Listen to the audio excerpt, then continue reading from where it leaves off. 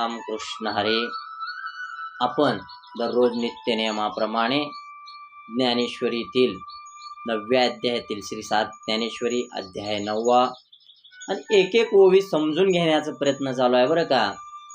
आणि आम्ही जसं माझ्या बुद्धीला झेपते त्या प्रकारे त्या ओवीवर आपण चर्चा करत आहोत. तर आज 11वी ओवी आपण पाहणार आहोत किंवा समजून घेणार आहोत. जसं आपल्या बुद्धीला झेपते त्याच प्रकारे त्याच्यावर चर्चा करणार आहोत. चला तर मग 11वी ओवी आपण पाहू. सांगा परिमळे काय तुरंबावे, सागरे कवने ठाई नाहावे, हे गगनीची आडे आघवे, ऐसा पांडवू कैचा. फार सुंदर त्या ठिकाणी ओवी आहे महाराज. या ओवीमध्ये 3 दृष्टांत देतात ज्ञानेश्वर महाराज. 3 उदाहरण देतात.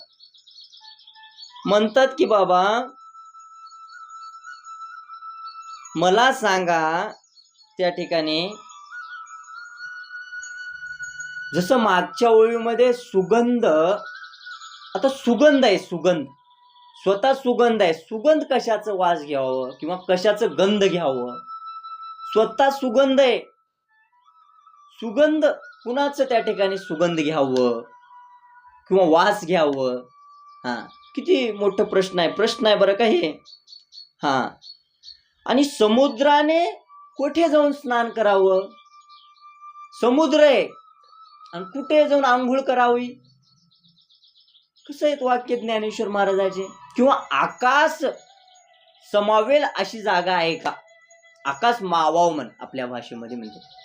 कशात मातो हो आकाश, आभाळ, आकाश, गगन, आपण त्याला अनेक प्रकारे आपल्या ज्याच्या त्याच्या भाषेमध्ये बोलतो.